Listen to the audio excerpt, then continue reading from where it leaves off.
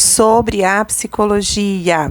Hoje, dia do psicólogo. Parabéns a todos os psicólogos, estudantes de psicologia, por esse dia tão importante. Sejam todos muito bem-vindos. Meu nome é Josiane Cristine Ramos Ferreira, sou psicóloga, psicanalista e grupo terapeuta. E hoje, nesse dia, quero falar um pouco sobre a psicologia. Você sabe quando surgiu a psicologia? Como que era o mundo quando não tinha psicologia ainda?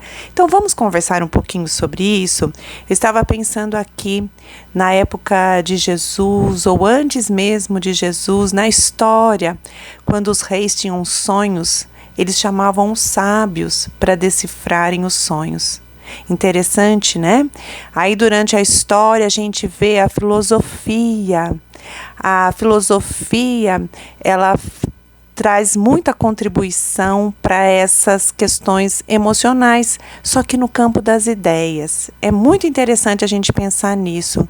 A filosofia, ela existe há muitos anos e ela traz contribuições no campo das ideias. Se buscarmos na história, a filosofia nasceu lá na Grécia Antiga, no final do século sétimo antes de Cristo, no início do século sexto antes de Cristo.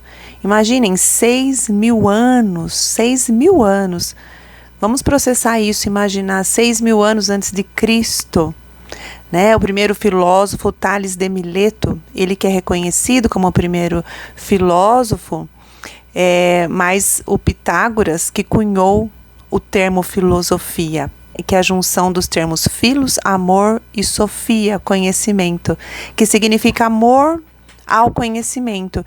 Então, a filosofia que entra para tentar compreender a vida, a existência, tentar compreender o ser humano.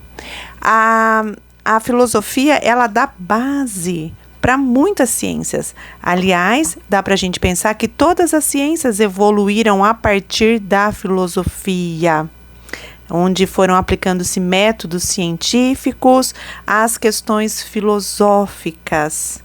Interessante. A psicologia começa aí com a filosofia. A psicologia em si, enquanto ciência, ela surgiu no ano de 1879. Então, a psicologia, enquanto ciência, ela tem menos de 200 anos. Ela faz 200 anos agora, em 2079. Então, é uma ciência muito nova. Como que surgiu? Quando o filósofo e psicólogo, então, Wilhelm Wundt, que abriu o primeiro laboratório experimental de psicologia numa universidade lá na Alemanha. A partir daí, então, que passou-se a estudar a mente humana com rigor mais científico. Neste laboratório, Wundt, ele investigava os processos conscientes. Era isso que era visto, as percepções, as sensações, descrever o que a pessoa experienciava de forma consciente. Ele é um autor muito importante porque é através do trabalho dele que a psicologia se tornou independente da filosofia e novos estudos então se iniciaram na linha da psicologia. No entanto, mesmo assim a pesquisa dos profissionais mais alinhados com relação a esse pensamento, a essas observações que eram de natureza introspectiva, esses psicólogos que utilizavam desses métodos e que temos que considerar que construíram os alicerces da psicologia, mas como toda ciência, ela vai evoluindo, ela vai se processando, foi se percebendo que os processos eram muito subjetivos e se buscava alguma metodologia mais objetiva. Então, na década de 1890, é quando chega então o fisiologista russo o Ivan Pavlov, que vocês já devem ter ouvido falar, que ele conduziu uma série de experimentos com resultados assim decisivos para o desenvolvimento da psicologia, tanto na Europa quanto nos Estados Unidos. Ele fazia experimentos com animais, com condicionamentos, onde os animais eles reagiam a estímulos. Essa foi uma ideia que evoluiu para o movimento chamado behaviorismo. O behaviorismo estudava os processos mentais com essa certa objetividade, e se media o comportamento através dessas experiências. Este trabalho que observava o comportamento e como ele é moldado pela interação com o ambiente, é uma teoria de estímulo e resposta. Ela se popularizou muito com o trabalho de John Watson. Então, novas teorias de aprendizagem começaram a surgir tanto na Europa como nos Estados Unidos, e as pessoas começaram a se interessar muito por esse tema. Enquanto o behaviorismo nascia lá nos Estados Unidos, aí em Viena, um jovem neurologista, ele começava a desenvolver uma teoria da mente, que daí alterou por completo o curso do pensamento contemporâneo. Ele olhava numa abordagem mais diferente, que é baseada na observação e na história do paciente. No lugar de experiências em laboratório, ele começou a observar que tinham questões que eram inconscientes e que elas comandavam muito o comportamento das pessoas.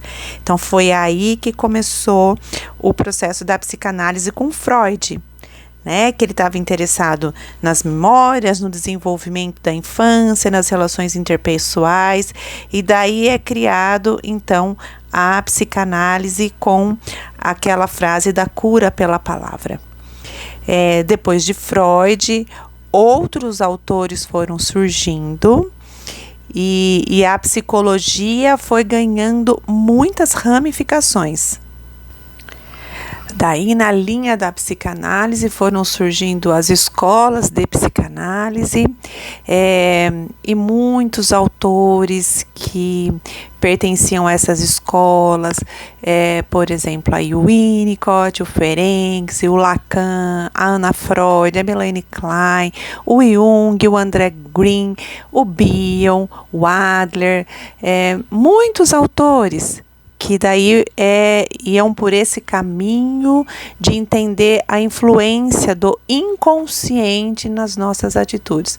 Hoje em dia, na psicologia, até mesmo quem trabalha em abordagens que não são da psicanálise, seja na terapia cognitivo-comportamental, seja na análise do comportamento, seja na gestalt terapia, seja no humanismo, mesmo na psicologia social, em todo o trabalho que existe hoje no campo da psicologia, lembrando que existe uma abordagem dentro da psicologia, que é a abordagem psicanalítica, e existe também a Sociedade de Psicanálise, que é um trabalho à parte da psicologia, mas advém aí também da psicologia.